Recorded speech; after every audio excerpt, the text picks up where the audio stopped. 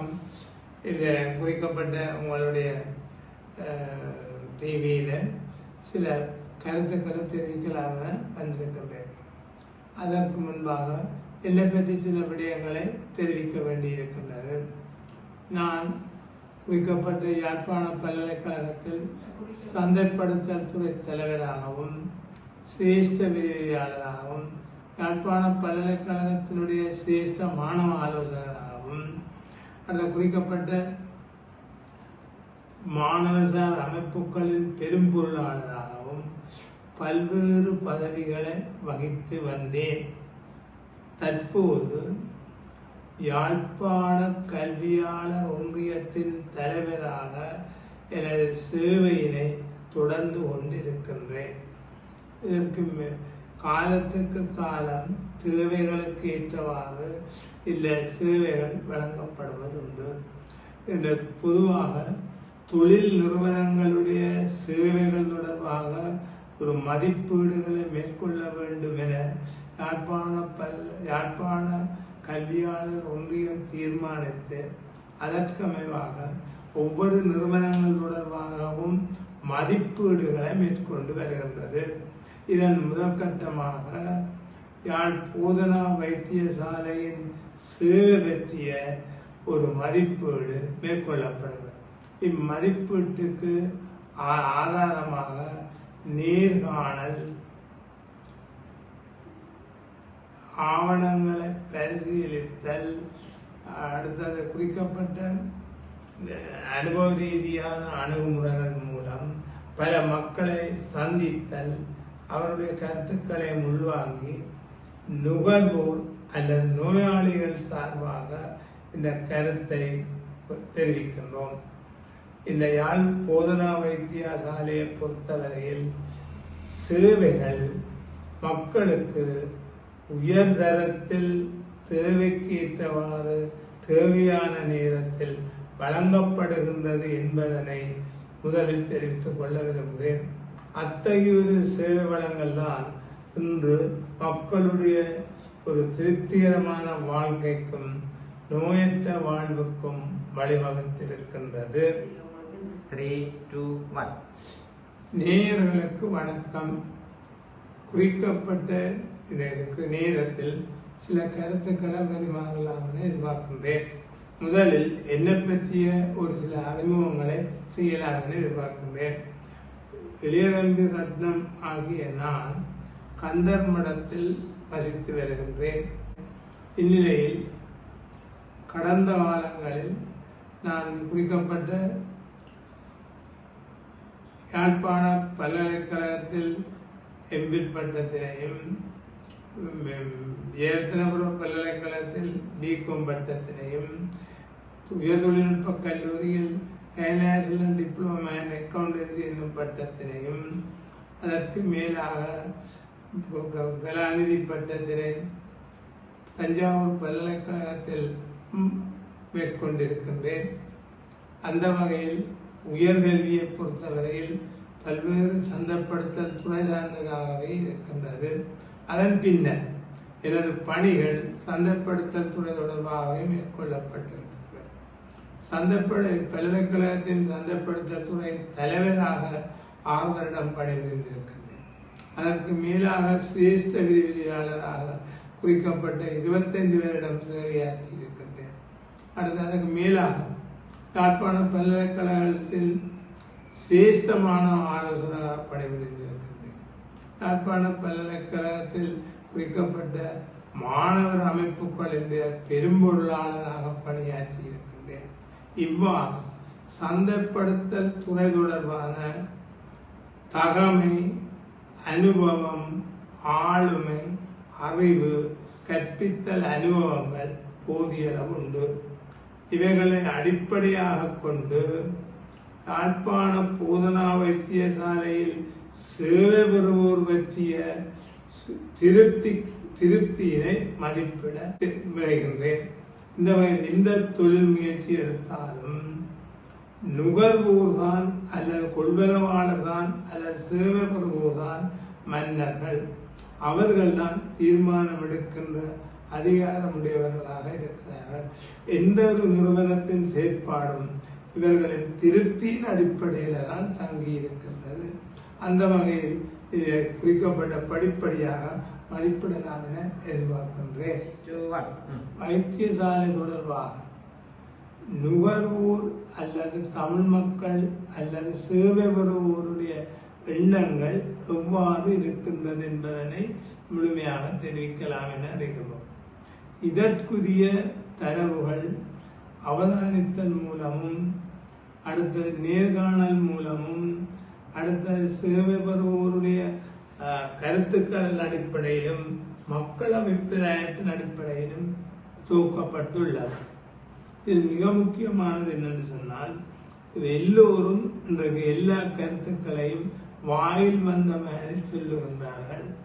அப்ப இந்த கருத்தை தெரிவிக்க முன் தொழில் நிறுவனங்கள் பற்றிய அறிவினை எல்லோரும் பெற வேண்டிய ஒரு தேவை இருக்கிறது. உற்பத்தி இந்த குறிக்கப்பட்ட முயற்சிகளில் ஈடுபடுகின்ற தொழில் நிறுவனங்களை இலங்கையில 2 தொகுதியாகத்தான் வகுக்கலாம். ஒன்று தனியார் துறை தொழில் நிறுவனங்கள், 2 பொதுத்துறை தொழில் நிறுவனங்கள். தனியார் துறை தொழில் நிறுவனங்களில் தனி வியாபாரம், பங்குடைமை, கம்பெனி ஆகிய அமைப்புகள் உள்ளன. பொதுத்துறை தொழில் நிறுவனங்களில் திணைக்களங்கள், சபைகள், கூட்டுத்தாபனங்கள், அரசினால் சுவீகரிக்கப்பட்ட அமைப்புகள் போன்றன உள்ளடங்குகின்றன. இந்த தனியார் துறை தொழில் நிறுவனங்களை பொறுத்தவரையில் மிக முக்கியமான விடயங்களை தெரிவிக்க வேண்டி இருக்கின்றன. ஏனென்றால் இதில் கருத்து முரண்பாடு அல்லது தவறாக புரிந்து கொண்டமை இருக்கின்றன. தனியார் துறை தொழில் நிறுவனங்கள் லாப நோக்கம் கொண்டவை. அதே வேளையில திட்டமிட்டு செயற்படும் சூழ்நிலைகளையும் உருவாக்கி கொள்ளுவார்கள். ஒரு தவறான கருத்திற்கு தனியார் தொழில் நிறுவனங்கள் சட்ட ரீதி அற்றது என்று, அது பிழை. இலங்கையில் தனியார் துறை தொழில் நிறுவனங்கள் சட்ட ரீதியாக அங்கீகரிக்கப்பட்டு அவர்களுக்கான விதிகளும் வகுக்கப்பட்டிருக்கிறது. அவர்கள் சுதந்திரமாக செயற்படுகின்ற உரிமை உண்டு. ஆனால் அரச மேற்பார்வை உண்டு. அதில் மிக முக்கியமானது, லாபங்கள் வரும் பொழுது மேலதிக லாபங்களில் ஒரு பகுதியை எந்த சூழலில் லாபம் உழைப்பதற்கு இந்த நிறுவனம் காரணமாக இருந்ததோ அதில் ஒரு பகுதியை அப்பகுதி மக்கள் அல்லது சிறார்கள் அனுபவிக்கக்கூடிய வகையில பகிர்ந்தளிக்க வேண்டும். அவை தனியார் துறை தொழில் நிறுவனங்கள் சட்ட ரீதியானதுதான். அதே மாதிரி தனியார் துறை தொழில் நிறுவனங்களில் பணிபுரிகின்ற ஊழியர்களும் சட்ட ரீதியானவர்களா, சட்ட முரணானதல்ல. அதிகமானவர்கள் தவறான கருத்து வைத்திருக்கிறார். சட்ட ரீதியான தொழில் நிறுவனம் தான் இந்த தனியார் வைத்தியசாலைகள் உட்பட. அப்ப நீங்கள் தனியார் துறையினது ஏன் அரசு அனுமதித்தது என்றது மிக முக்கியமா எல்லாரும் இனங்காண வேண்டிய தேவை இருக்கிறது. ஏன் அனுமதித்தது என்றால், ஒரு நாட்டினுடைய பொருளாதார சமூக பிரச்சனைகளில் அரசுடன் இணைந்து தனியார் துறையினரும் தங்களோட பங்களிப்பை வழங்க அல்ல பெற்றுக்கொள்ள இடமளித்த முதலாம். அடுத்தது, நாட்டில் உள்ள வளங்களை உச்சளவில் பயன்படுத்த வேண்டிய ஒரு தேவை இருக்கின்றது. நாட்டில் உள்ள வளங்களை உச்சளவில் பயன்படுத்த வேண்டிய இருக்கின்றது. அடுத்தது, வேலை வாய்ப்புகளை வழங்க வேண்டி இருக்கின்றது. தனியார் துறையின் முதலீடுகளையும் உள்வாங்குதல், அரச முதலீடுகளுடன் தனியார் துறையின் முதலீடுகளையும் உள்வாங்குதல் இருக்கிறதான நோக்கம். அடுத்ததாக, போட்டியை உருவாக்குதல். தனியார் துறைகளுக்கு இடையிலும் தனியார் துறைக்கு அரசுக்கும் இடையிலும் போட்டியை உருவாக்குதல். போட்டி உருவாகும் போது உச்ச சேவைகள் வழங்கப்படும். அதுவும் மிக முக்கியமான ஒன்றாக இருக்கின்றது. அல்லது அப்ப தனியார் துறை தொழில் நிறுவனங்கள் சட்ட ரீதியானது, அவர்கள் சுதந்திரமாக செயற்படக்கூடிய அல்ல வசதிகள் அளிக்கப்பட்டிருக்கின்றது. சமூக நலம் கருதி அரசினுடைய மேற்பார்வைகள் அதுக்கு அடங்கி இருக்கு. அரசுடைய மேற்பார்வை அவை அதற்கு அமைவாகத்தான் இன்று தனியார் துறை வைத்தியசாலைகளை அரசு ஆரம்பிப்பதற்கு அனுமதித்தது. அதன் பிரகாரம் குறிக்கப்பட்ட வைத்தியத்துறை சார்ந்த பணியாளர்களை வைத்தியசாலைகளே நியமித்து வைத்திருக்கின்றனர். அதற்கு மேலாக வைத்திய நிபுணர்களுடைய சேவைகளையும் பெறுகின்றனர். வைத்திய நிபுணர்களுடைய சேவைகள் பெறும்போது அதற்கு கட்டணங்கள் அளவிடப்படும். ஏனென்றால் தனியார் துறை அவருடைய செலவுகளை ஈடு செய்ய வேண்டி இருக்கின்றது. செலவுகளை ஈடு செய்ய வேண்டி இருப்பதனால் அவருடைய கட்டணம் ஆராய்ந்து நிர்ணயிக்கப்பட்டிருக்கும். அதற்குள்ளே ஒரு வரையறைகளோ தலையீடுகளோ செய்ய முடியாது. அப்போ அதற்கு அமைவாக இந்த வைத்திய நிபுணர்களும் இந்த தனியார் வைத்தியசாலைக்கு, அதாவது வேலை அங்கீகரிக்கப்பட்ட நேரத்தில், அதாவது வெளியில் வேலை செய்யலாம் என்று 4 மணிக்கு பிறகு சட்டம் கூறுவதற்கு அமைவாக அவர்கள் வெளியில் பணிபுரிகிறார்கள். அவ்வாறு பணிபுரியும் போது அவர்களுக்கான கட்டணங்கள் கொடுக்கப்படும். அது ஒவ்வொருவருக்கும் வழங்கப்பட்ட சந்தர்ப்பங்கள் கிடைக்காதவர்கள் வெளியில் நின்று விமர்சிப்பதால் எந்தவித அர்த்தமும் இல்லை. அடுத்த இன்னும் உண்டு, தனியார் வைத்தியசாலைகள் எவர்களும் கட்டாயமாக கடத்தி கொண்டு போய் மக்களை வைத்தியம் செய்யவில்லை. அவர்கள் முறைப்படி விதிப்படி பதிவு செய்துதான் குறிக்கப்பட்ட சேவையை பெற்றுக்கொள்ளுகிறார்கள். அப்ப இதுல என்ன அவதானிக்க வேண்டும்? சேவை பெறுபவர்களும் விரும்பித்தான் வருகிறார்கள்.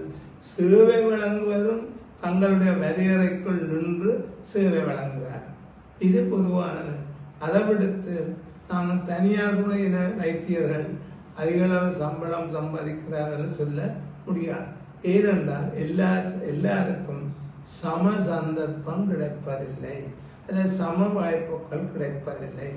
வாய்ப்புகள் கிடைப்பவர்கள் பயன்படுத்திக் கொள்ளுகிறார்கள். பயன்படுத்திக் கொள்ளட்டும், அதிக வருமானம் பெறட்டும், அது அவர்களுடைய முயற்சி. இது ஒரு பொதுவான ஒன்று. அடுத்த இன்னும் உண்டு, ஆய்வுகளை மேற்கொள்ளும் பொழுதுதான் இப்ப நோய்களை துல்லியமாக கண்டுபிடிக்கக்கூடியதாக இருக்கிறது. இந்த ஆய்வுகளுக்காக குறிக்கப்பட்ட தனியார் வைத்தியசாலைகள் கட்டணங்கள் அறவிட வேண்டி இருக்கின்றன. இதற்கு கட்டணம் அறவிட்டால்தான் அது தொடர்ந்து செயற்படக்கூடியதாக இருக்கும், சேவை வழங்கக்கூடியதாக இருக்கும், தரமான சேவையாக அமையும். அதனால வசதியுள்ளோர் தனியார் வைத்தியசாலைகளை நாடுகிறார்கள். வசதியற்றோர் குறிக்கப்பட்ட அரச வைத்தியசாலைகளை நாடுகிறார்கள். எமது போதனா அரச வைத்தியசாலையில் நாடும் பொழுது சேவையில் வேறுபாடு இல்லை. வைத்தியர்கள் ஒன்றுதான், சேவையில் வேறுபாடு இல்லை. ஆனால் அந்த சேவை வழங்குகிற நேரங்கள் தன்மைகள் வேறுபட்டு காணப்படும். அப்ப வருமானம் குறைந்தவர்களுக்கு தமது வைத்திய சேவை பெறும் இடமில்லை என்று சொல்ல முடியாது. யாழ் போதனா வைத்தியசாலை தனியார் வைத்தியசாலைகளுக்கு ஈடாக தொடர்ந்தும் நோயாளிகளுக்கான சேவையினை வழங்கி வருகின்றது. யாழ் போதனா வைத்தியசாலையை பொறுத்தவரையில் இன்று பல்துறை சேவைகளையும், அதாவது சகல சேவைகளையும் வழங்கி வருகின்றனர். அத்தோடு இந்த வைத்தியசாலை ஒரு அரச துறை சார்ந்த நிறுவனமாகும். அது மிக முக்கியமானது. அரசு துறை சார்ந்த நிறுவனமாகினால் அதற்கென வகுக்கப்பட்ட விதிகளுக்கு அமைவாக எல்லா தேசிய ரீதியில் எல்லா நிறுவனங்களுக்கும் வகுக்கப்பட்ட விதிகளுக்கு அமைவாக அவை செயற்பட வேண்டி இருக்கின்றது. தனிநபர் தான் நினைத்த மாதிரி விதிகளை உருவாக்கி செயற்பட முடியாது. அப்ப இந்த குறிக்கப்பட்ட போதனா வைத்தியசாலையை பொறுத்தவரையில் போதிய அளவு சேவைகளை வழங்கி வருகின்றன. அந்த சேவைகளை பொறுத்தவரையில், அதாவது அதனை நாங்கள் 3-4 தொகுதிகளாக வகுத்து நோக்கலாம். ஆபத்துக்கான சிகிச்சை, இயற்கை அனர்த்தங்களிலிருந்து மக்களை பாதுகாப்பதற்கான சிகிச்சை, கொடுக்கப்பட்ட இயற்கை அனர்த்தத்துக்கான சிகிச்சை, அவசர சிகிச்சை, அடுத்த விழிப்புணர்வு, சத்திர சிகிச்சை போன்ற வெளிநோயாளர் பிரிவு போன்ற பல்வேறு சிகிச்சை பிரிவுகளை வழங்கி வருகின்றது. இது மிக முக்கியமானது என்னென்று சொன்னால், ஒவ்வொரு துறைகளாக பிரிக்கப்பட்டு ஒவ்வொரு நோயின் அடிப்படையிலே அல்லது குறிக்கப்பட்ட பாதிப்பின் அடிப்படையில் பிரிக்கப்பட்டு வைத்தியர்கள் உட்பட பணியாளர் குழுக்கள் பிரிக்கப்பட்டன. இந்த பணியாளர் குழுக்களுக்கு பொறுப்புகள் வழங்கப்பட்டிருக்கிறது. பொறுப்புகளுக்கு ஏற்ப அவர்களுடைய நிறைவேற்றக்கூடிய அதிகாரம் வழங்கப்பட்டிருக்கின்றன. இதனால் கூட்டு அடிப்படையில் எல்லாரும் இணைந்து குறிக்கப்பட்ட ஒப்படைக்கப்பட்ட பொறுப்புகள் கடமைகளை சரிவர நிறைவேற்றுகிறார். ஒரு சில இடங்களில் சின்ன சின்ன தவறுகள் ஏற்படலாம், அது மனித நடத்தை. ஆனால் முழுமையான சேவைகளை எல்லா துறையினரும் வழங்குகிறார்கள். இதனுடைய வைத்தியர்களுடைய அர்ப்பணிப்பும் குறிக்கப்பட்ட பணியாளர் தொகுதியின் அர்ப்பணிப்பும் மிக முக்கியமானது. அந்த பணியாளரை பொறுத்தவரையில் அவர்கள் தாமாகவே முன்வந்து முழுவினத்திறனையும் வெளியிடக்கூடிய வகையில் தலைமைத்துவம் வடிவமைத்திருக்கின்றது. அப்ப இவ்வாறு தானாக முன்வந்து இலத்திறனை வெளியெடுத்தும் போது அந்த குறிக்கப்பட்ட ஒப்படைக்கப்பட்ட சேவைகள் நிறைவேற்றப்படும். இந்த தொழிலாளர் நடத்த பற்றியும் பூரணமாக அறிந்திருக்க வேண்டியிருக்கிறார். தொழிலாளர் ஒருவன் எப்பொழுது திருப்தி அடைகின்றான் என்றால் தன் தொழில் அல்ல தன் வேலை தான் சரிவர நிறைவேற்றி இருக்கின்றேன் என பலர் பேசும்போது அதை கேட்கும் போதுதான் உண்மையான திருப்தி அடைகிறார். ஏனைய ஊக்குவிப்புகள் ஒரு ஊக்குவிப்பல்ல. இது ஊக்குவிப்பில் மிக முக்கியமானது பணியாளரை சுயமாக செயற்பட வைத்தல். அந்த அடிப்படையால் போதனா வைத்தியசாலையில் பணியாளர்கள் ஒவ்வொருவரும் தங்களிடம் ஒப்படைத்த பணிகளை அர்ப்பணிப்புடன் செயற்படுகிறார்கள். இது மிக முக்கியமாக கவனிக்க வேண்டிய விடயம். இதை நாங்கள் இந்த வகையிலும் குழப்பத்துக்கு கவனிக்க கூடாது. யாழ் போதனா வைத்தியசாலை இன்று வடமாகாணத்துக்கு மட்டுமல்ல வடகிழக்கு மாகாணங்களுக்கும் உலகின் ஏரிய நாடுகளில் வாழுகின்ற இடம்பெயர்ந்தவர்களுக்கும் மிக முக்கியமான சேவையை வழங்கி வருகின்றன. இதில் முக்கியமாக இன்றைக்கு இந்த தரமான உயர்ந்த சேவையினை அர்ப்பணிப்புடன் எல்லா வைத்தியர்களும் எல்லா பணியாளர்களும் இணைந்து வழங்குகின்றார்கள். இதில் குறிக்கப்பட்ட வைத்தியசாலையின் பணிப்பாளர் சத்தியமூர்த்தியின் தலைமையில் சிறப்பாக இணைந்து செயற்பட்டவர்களில் முக்கியமாக குறிப்பிடக்கூடியவர்களாக இவர்களை குறிப்பிடலாம். வைத்தியர் டி பேனாந்தராஜா, வைத்தியர் குமணன், வைத்தியர் எஸ் சுதர்சன், வைத்தியர் எம் சுகந்தர், வைத்தியர் டி லக்ஷ்மன், வைத்தியர் டி பிரம்மா, வைத்தியர் எம் குருவரன், வைத்தியர் டி கோபிசங்கர், வைத்தியர் அரவிந்தன், வைத்தியர் மதிவாணன், வைத்தியர் ரவிராஜ் போன்றவர்கள் குறிப்பிடத்தக்கவர்கள். யாழ்ப்பாண போதனா வைத்தியசாலை மிக முக்கியமான ஒன்றாக காணப்படுகின்றது. சுமார் 1600க்கும் மேற்பட்ட ஊழியர்கள் பணிபுரிகிறார்கள். 24 மணி நேரம் 3 ஷிப்ட் சேவை அளிக்கிறார். சுமார் 77 consultant, 244 medical officers, 494 தாதியர், 97 PSF staff, 50 paramedical staff, 125 attendance, 340 health assistant, 50 office staff இணைந்து பணியாற்றுகிறார்கள். இதில் மிக முக்கியமானது என்னென்றால் ஒரு தலைமையினை ஏற்று எல்லாரும் செயற்படுகின்ற பண்பு வளர்க்கப்பட்டது. வைத்தியசாலையில் சுமார் நாளாந்தம் 4500 பேர் வரை சேவை பெற்றுக் கொண்டிருக்கிறார். 700 பேர் வெளிநோயாளராகவும் 1200 பேர் விடுதிகளிலும் 2500 பேர் ஒவ்வொரு கிளினிக்களிலும் சிகிச்சை பெறுகின்றார்கள். ஆபத்தான நிலையில் உள்ள மாவட்டத்தை சேர்ந்த நோயாளிகள் இங்கு அனுப்பப்படுகிறார்கள். ஆபத்தான நிலையில் உள்ள வெளிமாவட்ட நோயாளர்களும் இங்கே அனுப்பப்படுகிறார்கள். அவர்களுக்கும் சேவை அளிக்கப்படுகிறது. அதற்கு மேலாக பொறுத்தவரையில் அனைத்து இயற்கை அர்த்தங்கள் ஏற்படும் பொழுது குறிக்கப்பட்ட ஆலோசனைகளை வழங்கி மக்களை பாதுகாத்தல் அது மிக முக்கியமானது. அடுத்தது நோய்களை பொறுத்தவரை சத்ரசி இந்த நிறுவனத்தை வைத்தியசாலையில் வளர்ச்சியில் மிக முக்கியமானது. படிப்படியாக வளர்ந்து இலங்கையில் உள்ள வைத்தியசாலைகளில் மிக முக்கியமான ஒன்றாகவும் நாலாவதாகவும் காணப்படுகிறது. 4 வைத்தியசாலை இலங்கையில இதய சிகிச்சை சத்திர சிகிச்சை செய்யப்படுகிறது. அதுல இதுவும் ஒன்று. அப்படி சொல்லுங்க, கட் பண்ணுங்க. இலங்கையில் 4 வைத்தியசாலையில் இதய சத்திர சிகிச்சை செய்யப்படுகிறது. அதில் ஒன்று இலங்கையில் எங்களோட பகுதியில் உள்ள யாழ்ப்போதனா வைத்தியசாலை. அதற்கு மேலாக கிட்னி சத்திரசி மாற்றி சத்திர சிகிச்சையும் மேற்கொள்ளப்படுகிறது. அடுத்தது புதிய புதிய பிரிவுகளும் ஆரம்பிக்கப்பட்டு செயற்பட்டு கொண்டிருக்கின்றது. இவ்வாறு ஒரு முழுமையான வைத்தியசாலை வடிவத்தை இன்று எமது வைத்தியசாலை பெற்றிருக்கிறது. இதன் மூலம் இலங்கையில் உள்ள எமது பகுதிகளில் உள்ள மட்டுமல்ல, வெளி பகுதியில் உள்ளவர்களுக்கும் உயர்ந்த வைத்திய சேவையை வழங்கி வருகிறது.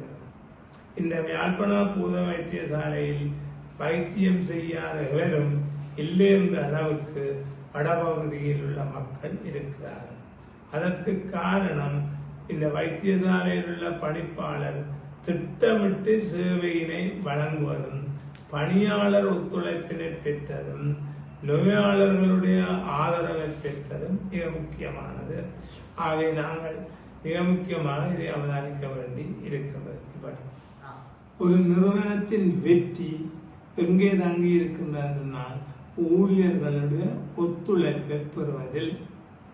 அந்த வகையில் இல்லை குறிக்கப்பட்ட வைத்தியசாலையை பொறுத்தவரையில் ஊழியர்களுடைய ஒத்துழைப்பு, எல்லா மட்ட பணியாளர்களோட ஒத்துழைப்பும் இங்கு இருக்கின்றன. இதனால தான் மக்கள் சேவையினை முழு அளவில் அர்ப்பணிப்புடன் செய்யக்கூடியதாக இருக்கின்றது. இலங்கையில் தற்போது அனுரா திசாநாயக்க அவர்களுடைய தலைமையில் ஆட்சி அமைக்கப்பட்டிருக்கிறது. இந்த ஆட்சியின் மிக முக்கியமானது என்னென்றால் ஊழல்கள் மோசடிகளை தவிர்த்து தனிநபர் நலன்களை பேணுவதுடன் மக்கள் நலன்கள் மிக முக்கியமானது என்பதுதான். இந்த மக்கள் ஒவ்வொரு மக்களும் என்று என்ன எதிர்பார்க்கிறார்கள் என்று சொன்னால் புதிய அரசு புதிய கொள்கையுடன் வந்திருக்கின்றது. ஆகிய எங்களுக்கு மக்களாகிய எங்களுக்கு நல்ல உயர்ந்த தரமான சேவையை வழங்கப் போகிறார்கள். அந்த வகையில் அந்த அரசு வழங்கும் என்ற நம்பிக்கையுடன் எல்லா மக்களும் எதிர்பார்த்து கொண்டிருக்கிறார். தமிழ் மக்களும் அதையே எதிர்பார்க்கின்றார்கள். அந்த அடிப்படையில் யாழ்ப்பாண போதனா வைத்தியசாலையில் வரையறுக்கப்பட்ட வளங்களை கொண்டு உயர்ந்த வைத்திய சேவையை வழங்கி வந்திருக்கின்றது. இதற்கு மேலாக இந்த வைத்தியசாலைகளுக்கு வழங்க வேண்டிய சில ஆலோசனைகள், வளங்கள், விதிகள் போன்றவற்றை கொடுத்து மேலும் உயர்ந்த நிலைக்கு முன்னோக்கி நகர வேண்டும் என்றுதான் மக்கள் முனைகிறார்கள். இது மிக முக்கியமான ஒன்று.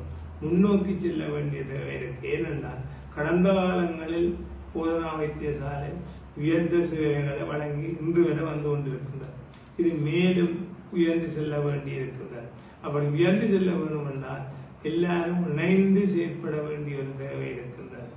ஒரு நன்மதிப்பு ஏற்படுத்துவது மிகவும் கஷ்டம். அந்த நன்மதிப்பை குறைப்பது மிக இலகுவான காரியம். வெளியில் இருந்து கொண்டு நன்மதிப்பை குறைக்கலாம். ஆனால் ஒவ்வொருவரும் நீண்ட கால அனுபவத்தில் உழைப்புத்தான் இந்த வைத்தியசாலையின் நன்மதிப்பு. ஆகவே இந்த நன்மதிப்பை பாதுகாக்க வேண்டும் என்றால் இணைந்து குறைபாடுகளை தீர்க்க வேண்டிய தேவை இருக்கின்றது. குறைபாடுகள் என்று சொன்னால் அது தேசிய ரீதியாக காணப்படுகிற குறைபாடும் உள்ளடங்குகிறது. உதாரணத்துக்கு போதிய அளவு கட்டில்கள் இல்லை. அது எல்லா வைத்தியசாலையிலும் போதிய அளவு கட்டில்கள் இல்லை. மருந்து தட்டுப்பாடு இருக்கின்றது. அடுத்தது புதிய புதிய துறைகளை உருவாக்கி வருகின்ற நோயாளிகளை, வருகின்ற வைத்தியர்களை வெளியேறாமல் வைத்துக் கொள்ளக்கூடியதாக இருக்கிறது. இப்போ வயலண்டால் பயிற்சி பெற்ற அனுபவம் உள்ள வைத்தியர்கள் இப்போ வந்து கொண்டிருக்கிறார்கள். அவர்களே எங்களோட வைத்தியசாலையை வைத்திருக்க வேண்டிய ஒரு தேவை இருக்கின்றது. அவர் அதற்கு மேலாக திட்டம் அரசு கொள்கை அடிப்படையில் புதிய புதிய துறைகளை ஒரே இடத்தில் நிலமில்லாவிட்டாலும் பகுதி பகுதியாக உருவாக்க வேண்டிய தேவை இருக்கின்றது. பகுதி பகுதியாக உருவாக்கும் பொழுது குறிக்கப்பட்ட நில பிரச்சனை இருக்கு. இன்றைக்கு இருக்கின்ற நிலங்களில் ஒரு பகுதி கோயில்களுக்கு சொந்தமாக இருக்கிறது, தனியாருக்கு சொந்தமாக. இவர்கள் குறிக்கப்பட்ட வைத்தியசாலை அமைப்பதற்கு அன்பளிப்பாக நிலங்கள் வழங்க வேண்டி இருக்கின்றது. அவ்வாறு புதிய புதிய பரிமாணங்களில் கட்டிடங்களை அமைத்து வைத்திய சேவையை முன்னெடுக்க வேண்டியது இருக்கின்றது. அப்போ ஆனபடினால்தான் எங்களுடைய இறுதி எதிர்பார்ப்பு என்னன்னு சொன்னால், அல்லது குறிக்கப்பட்ட போதனா வைத்தியசாலையில் வழங்கப்படுகின்ற சேவைகள் மக்களை பொறுத்தவரை திருப்திகரமாக இருக்கிறது. இந்த நுகர்வோர் தான் ஒரு நிறுவனத்தின் செயற்பாட்டை மதிப்பிடும் வெல்ல பெற்றார். அவர் நுகர்வோர் நம் குறிக்கப்பட்ட நம்பிக்கையுடன் சேவை பெற்றுக் கொண்டிருக்கிறார். நுகர்வோர் 12 வருடமாக உயர்ந்த தரமான சேவையினை உள்ள வளங்களை கொண்டு இந்த போதனா வைத்தியசாலை வழங்குவதற்கு காரணமாக இருப்பவர் மிக முக்கியமானவர் வைத்திய சத்தியமூர்த்தி பணிப்பாளர் போதனா வைத்தியசாலை. அவருடைய அர்ப்பணிப்பான சேவை இன்றல்ல, தமிழர் வரலாற்றிலேயே பதிவு செய்யப்பட்டிருக்கின்றது. ஆனாலும் இங்கே வந்து அதைவிடுத்து அது எல்லோரும் அறிந்தது. அதைவிடுத்து இந்த 12 வருடத்தில் படிப்படியாக இந்த வைத்தியசாலை வளர்த்திருக்கிறார். இல்லை, அதை யாரும் போய் பார்த்து மதிப்பீடு செய்யலாம். அடுத்த அபிப்பிராய பெட்டி கூட வைத்திருக்கிறார். அபிப்பிராய பெட்டியில் கருத்துக்களை பெற்று அதற்கேற்ப ஸ்திரமான தீர்மானங்களை எடுத்திருக்கின்றார்.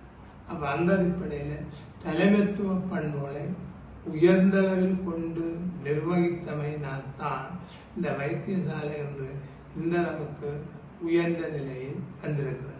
இதை தொடர்ந்தும் வளர்ப்போம், பாதுகாப்போம். நன்றி.